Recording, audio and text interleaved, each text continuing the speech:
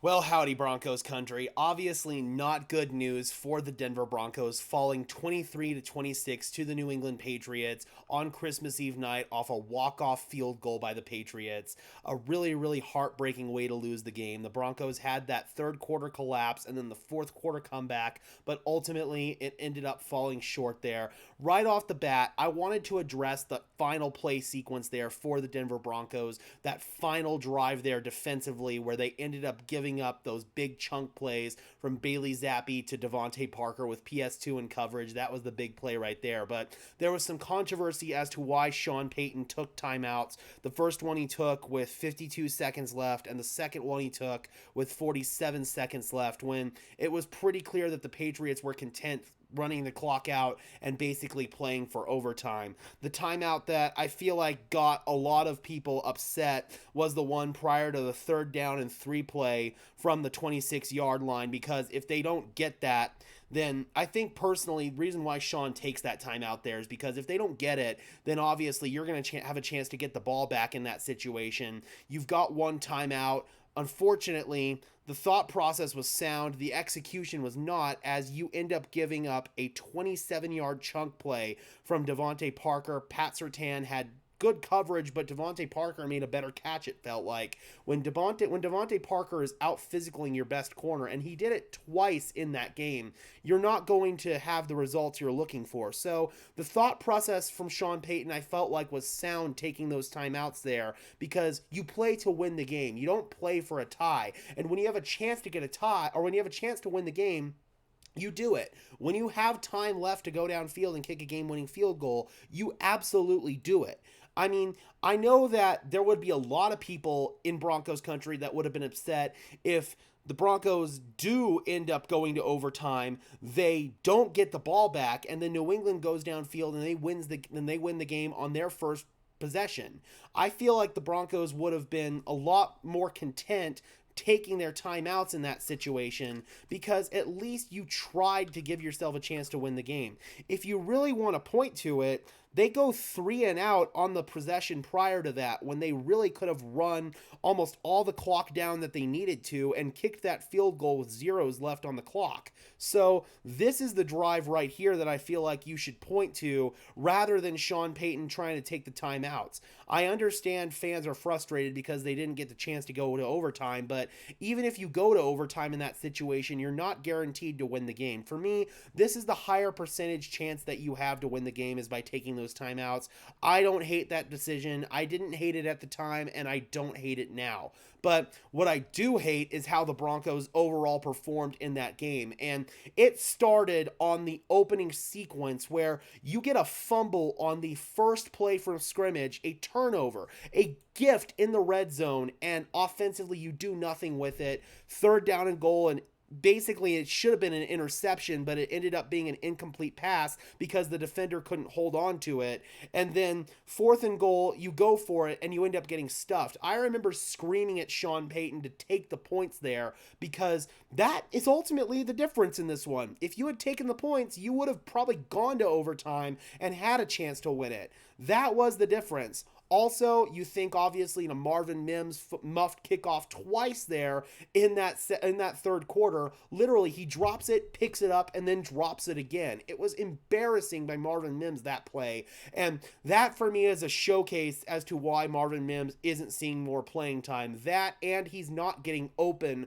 on any route besides go routes, really. There's reasons why Marvin Mims isn't playing. That and his hands, I feel like he doesn't really have the greatest hands in the game right now. So that's a sequence you can point to. Obviously, the rest of the third quarter was just a complete disaster. You go 3-and-out on your opening possession there.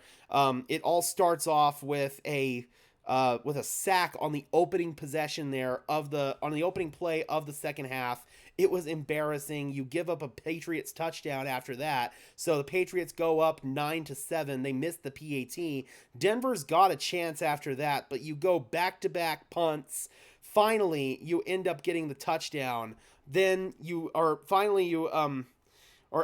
up giving up the touchdown first, back-to-back touchdowns. The first one, and then the second one was on the Marvin Mims the Marvin Mims fumble. So you give up back-to-back touchdowns to go down 23-7. And at that point, there were a lot of fans that were leaving the stands. They thought the game was over, but the Broncos were able to make it a fight. They punted one more time, but then they obviously got back-to-back touchdowns there, tied the game up, and then you had that disastrous sequence to finish it off. So I think that if you want to pinpoint it, defensively, you couldn't generate a pass rush to save your life.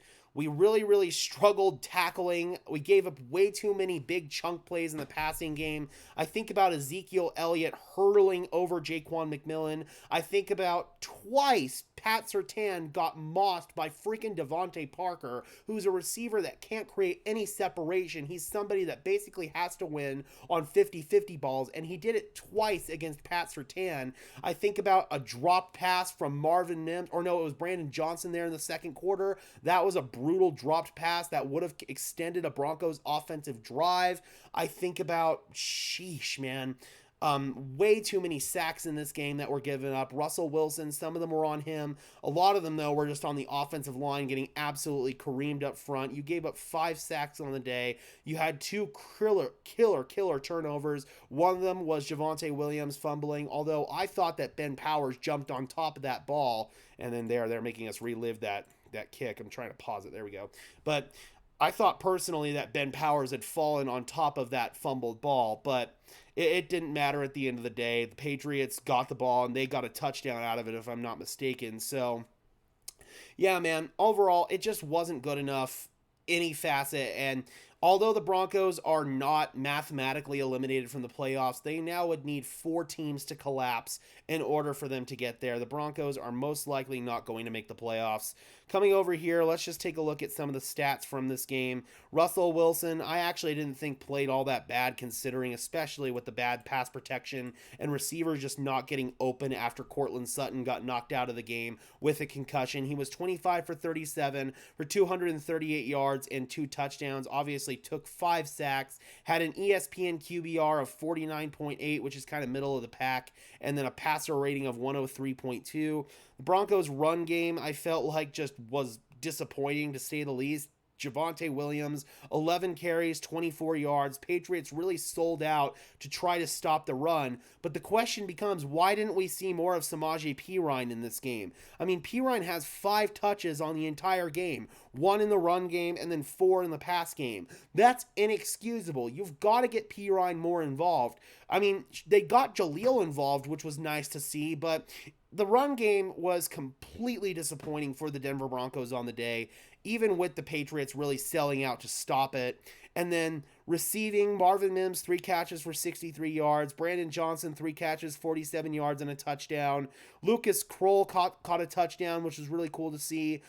Jerry Jeudy, 3 catches, 44 yards. But on the day, being at the game, and I'm pretty sure that the All-22 is going to confirm this when it comes out. I'm not sure if it's going to come out tomorrow because Christmas. But whenever it comes out, guys just were not getting open, man.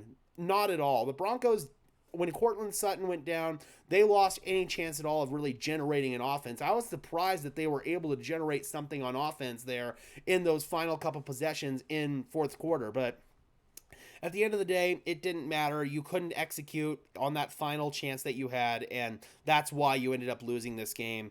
Bailey Zappi had way too much time to throw. He was 25 for 33, 256 yards, 2 touchdowns, no interceptions. I'd love to find a stat to see what his passing line was when he was under pressure, because I have to imagine it was pretty damn good. He took 2 sacks on the day, 71.4 ESPN QBR, and a passer rating of 117.7. Bailey freaking Zappi, man. Zeke Elliott, 12 carries for 27 yards. He also had a receiving touchdown on the day. 9 catches, 33 yards, and a touchdown from him. Pop Douglas, Demario Douglas, 5 catches, 74 yards. Devontae Parker, 4 catches, 65 yards. Both of those guys had contested catches today that were just inexcusable. You can't give those up if you're the Denver Broncos, man. You just cannot do it. And then obviously we had the couple of killer turnovers. Russell Wilson fumbled twice. Both of them ended up getting recovered by Denver somehow, but Marvin Mims and then Javonte Williams also both put it on the carpet. It was just all bad Broncos country. I don't really have anything nice that I can say about this outside of the fourth quarter comeback. Sean Payton got out coached. The Broncos as a team got outplayed by the New England Patriots, one of the worst teams in football. If there's any bright side or silver lining here, this win for the Patriots probably lost them a chance to get Caleb Williams and or Drake May. So that's some good news, I guess, but not a whole lot of good news I can think of for the Denver Broncos. They are, by all intents and purposes, eliminated from playoff contention, which sucks. They're not mathematically out, but they need metric tons of help that just isn't realistic to get. So it was a fun season, Broncos country, because for me, after starting off the year 1-5 and getting where we are now, putting together some really good wins against the Chiefs, the Bills, the Browns, the Vikings, we had some really good wins in that stretch. This season, for me, goes down as a success despite the unfortunate ending. We still have 2 games to go, Broncos country. We still have a chance to get our first winning record on the board since 2016. The Broncos can still do that. I still believe in them being able to do that against the Raiders and the Chargers, 2 teams that on paper they should beat, but on paper they should have beaten the Patriots, and they unfortunately didn't get it done. All right, Broncos country, I'm curious about your overall thoughts on this game and what your biggest takeaways from tonight were. Drop those comments down below, guys. I would love to hear your thoughts as always. Be sure to leave a like on this video as well as subscribe and ring the bell so these videos appear in your notification feed. I would really appreciate it, guys. Those are 2 free and easy ways to show your support, helps tell YouTube's algorithm to push us out, and helps us get seen by more and more members of Broncos country just like you and me. And until next time, guys, I am your host, Gage Madrid, saying peace out.